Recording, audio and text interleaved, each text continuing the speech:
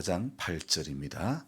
하루는 엘리사가 수넴에 이르렀더니 거기에 한 기한 여인이 그를 간건하여 음식을 먹게 하였으므로 엘리사가 그곳을 지날 때마다 음식을 먹으러 거리로 들어갔더라. 여인이 그의 남편에게 이르되 항상 우리를 지나가는 이 사람은 하나님의 거룩한 사람인 줄을 내가 아노니 청하건대 우리가 그를 위하여 작은 방을 담 위에 만들고 침상과 책상과 의자와 촛대를 두사이다. 그가 우리에게 이르면 거기에 머물리이다 하였더라. 아멘. 그리고 19절을 읽어볼게요. 그의 아버지에게 이르되 내 머리야 내 머리야 하는지라.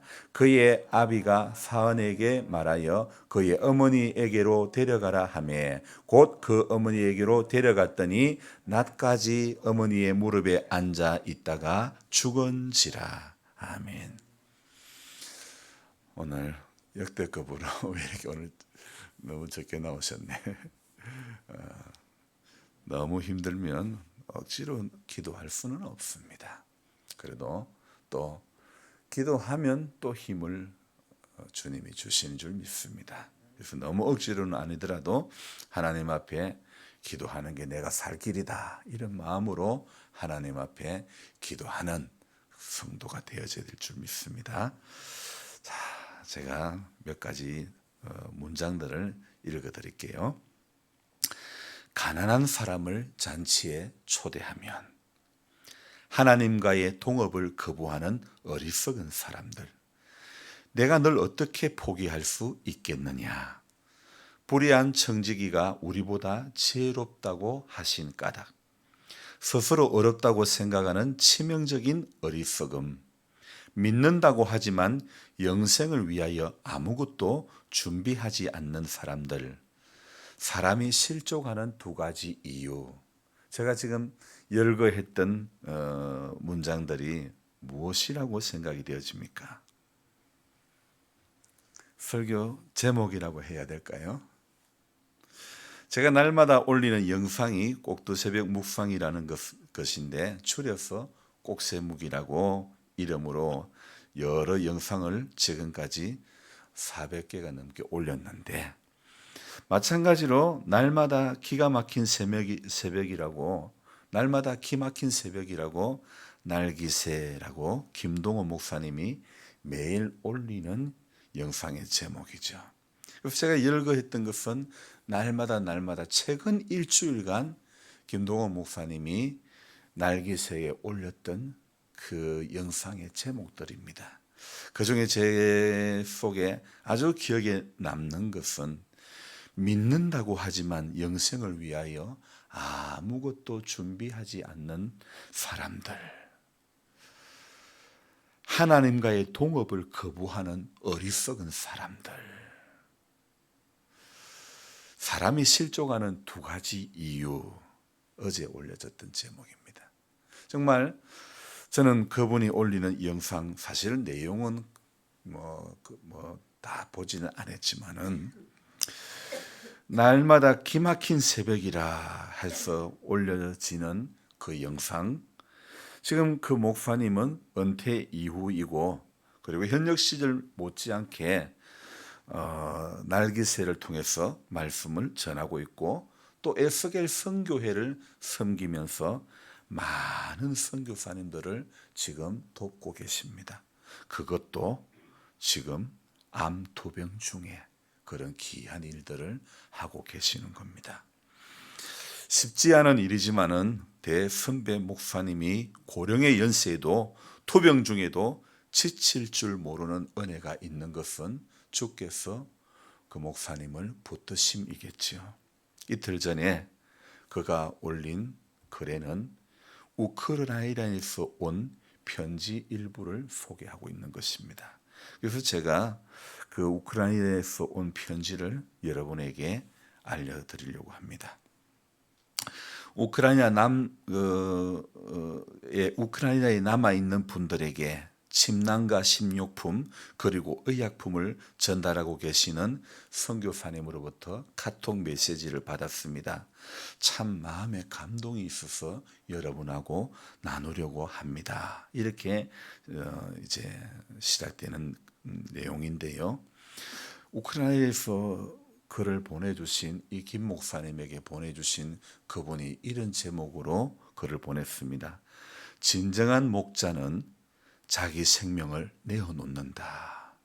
그러면서 이제 글을 읽어드릴게요. 전쟁이 길어질 것 같아 밤잠이 오지 않습니다.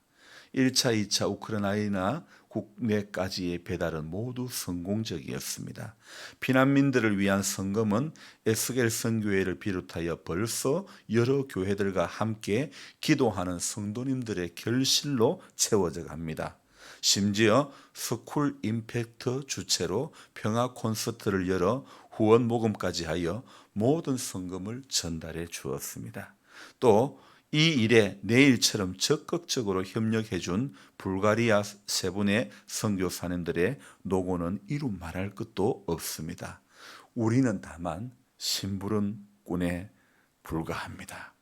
마음의 부르심 따라 순종할 뿐이니 너무 과한 칭찬은 자칫 독이 될까 우려스럽습니다.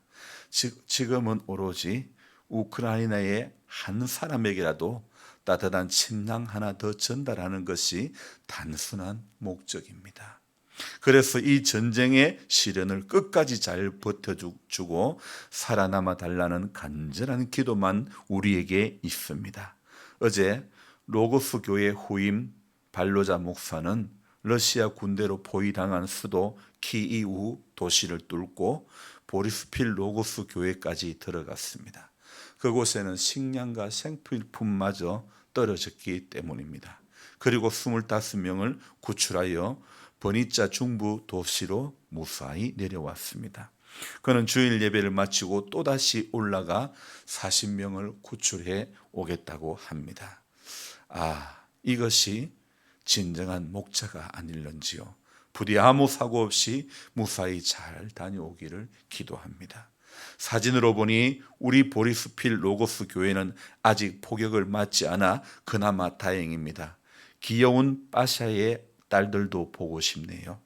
발로자 모든 성도들이 그리워집니다. 그들과 함께 예배하던 일상의 날들이 추억이 되었습니다. 사랑하는 키이우 로고스 교회 모든 유학생들도 보고 싶습니다. 언제나 다시 모여 예배할 수 있을까요? 아이들 등하교 시켜주고 아침에 아내와 커피 한 잔 마시던 평범한 일상도 잃어버렸습니다. 마당에는 강아지가 뛰어놀고 아이들의 해맑은 웃음소리가 진동했던 우리 집도 그립습니다. 모든 가족 사진이 담겨진 앨범과 옷장에 그대로 걸려진 양복도 주인을 기다리듯 허수아비처럼 맥없이 그대로 걸려 있을까요? 집안에 밥 짓는 소리와 세탁기 돌아가는 소리와 아내의 잔소리도 지나고 보니 모두 지난 행복이었습니다. 인생의 나그네 길에 또 나그네가 되었습니다. 광야길 속에 또 다른 광야가 찾아왔습니다. 그 길에서 어깨동무할 좋은 친구들을 만나니 만사 위로가 되는 건 또 어쩜일까요?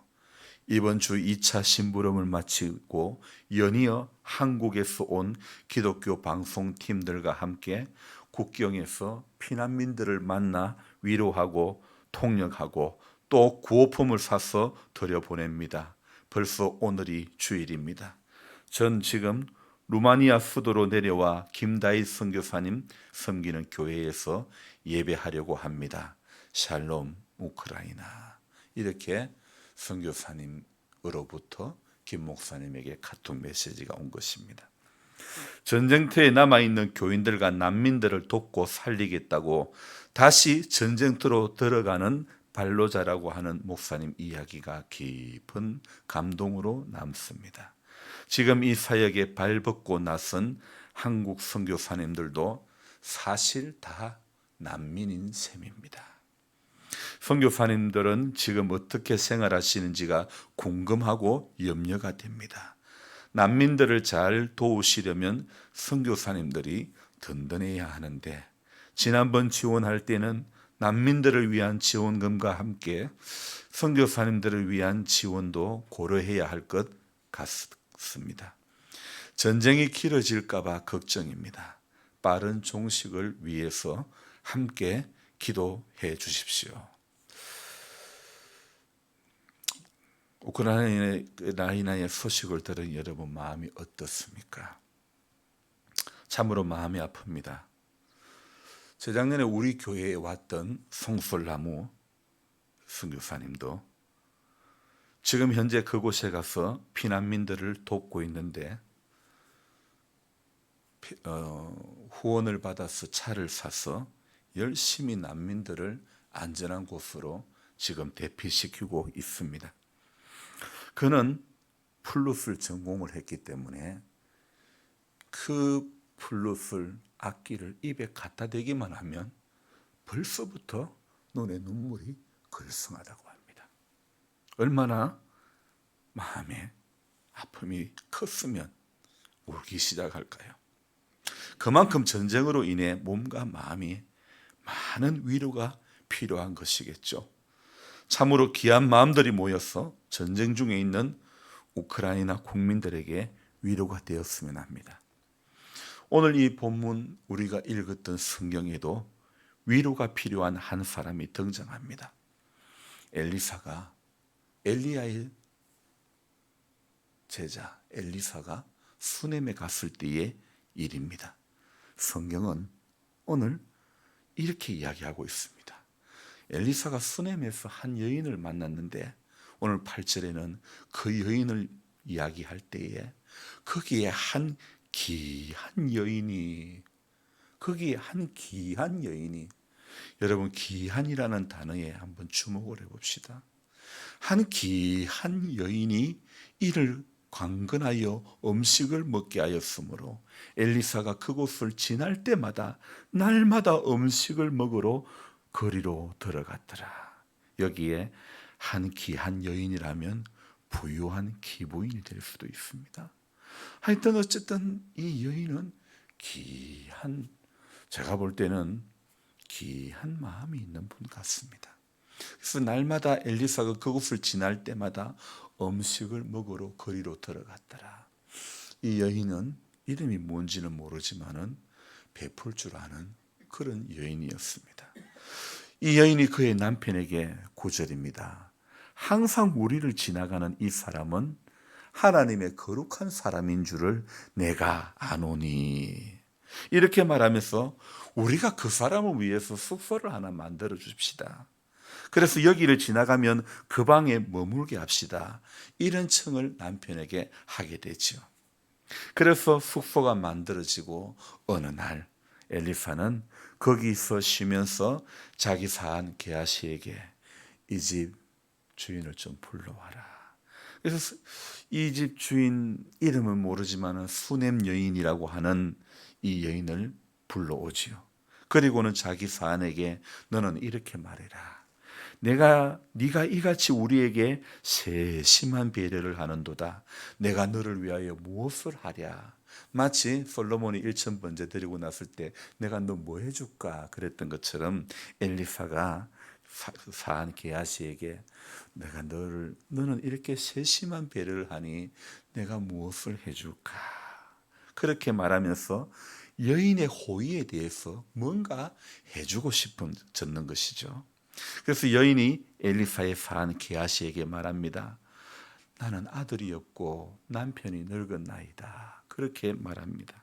이에 엘리사가 이 말을 듣고 다시 여인을 부르라 하면서 한 해가 지나면 내가 아들을 안으리라. 아멘. 하나님께서 이 귀한 부인의 마음을 다 아시고 이 엘리사를 위해서 집을 내어주고 정말 주님의 마음으로 섬겼더니 한 해가 지나고 이때쯤에 네가 아들을 안으리라. 마치 아브라함에게 사라를 통해서 아들을 주시겠다고 약속했던 것처럼 하나님은 엘리사를 통해서 그런 약속을 주시죠. 이 여인이 말합니다.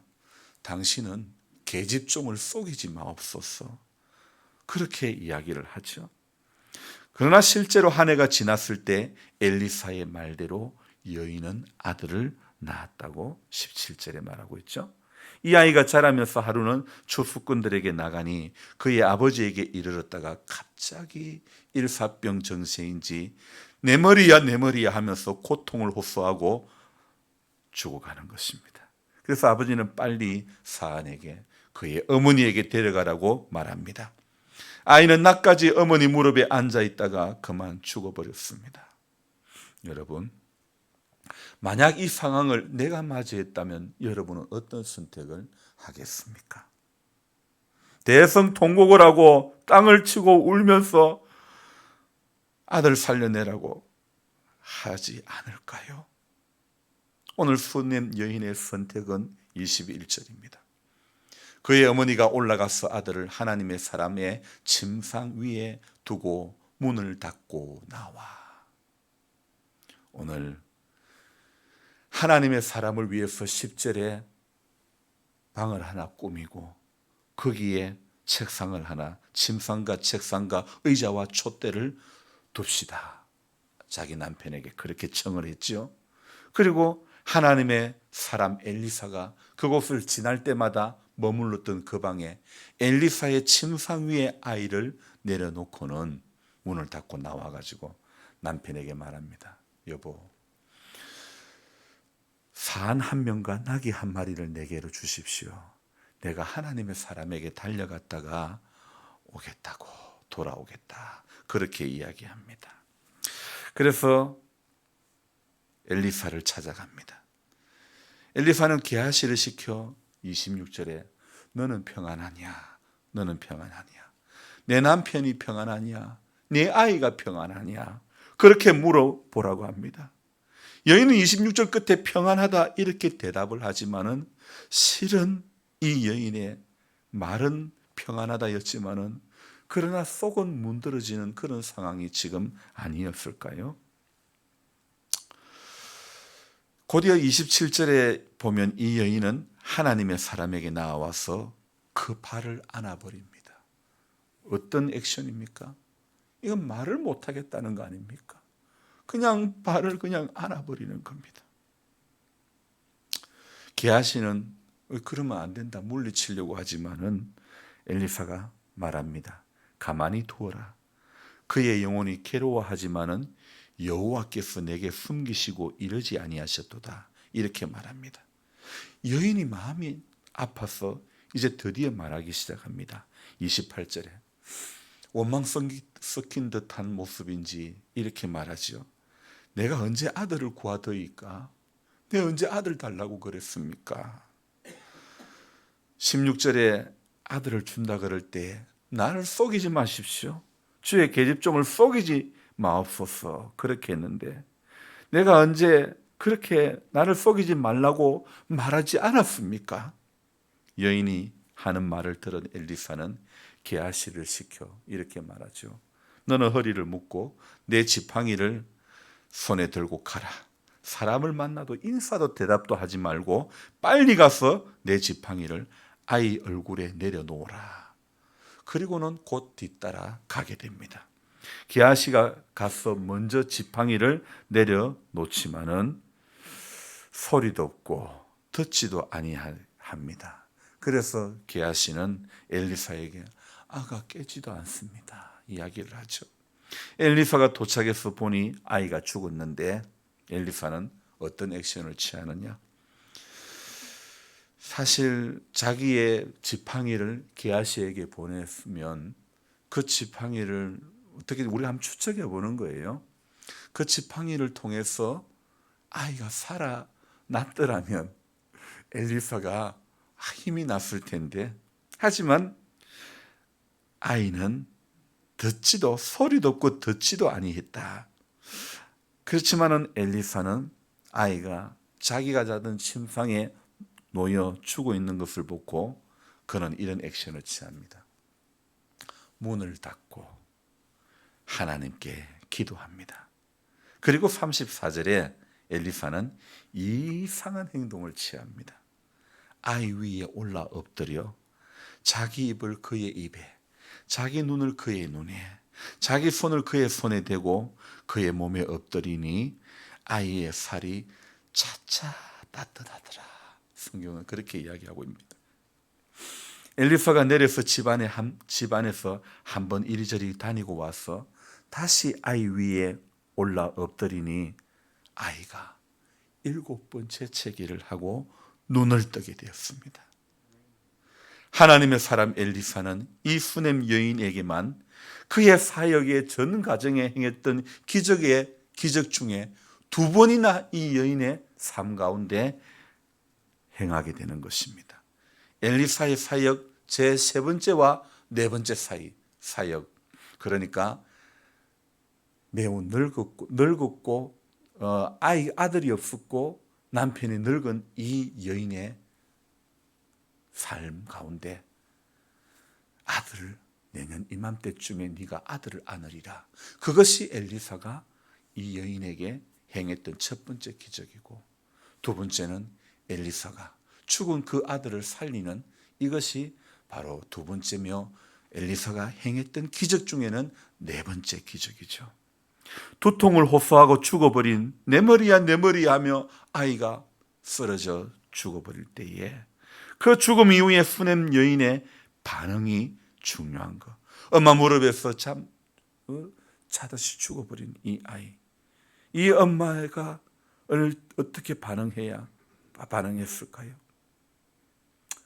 보통의 어머니는 대성통곡하고 내가 살아서 뭐 하겠나, 이런 내가 살아서 무엇 하겠나 그러고 말 것인데, 이 여인은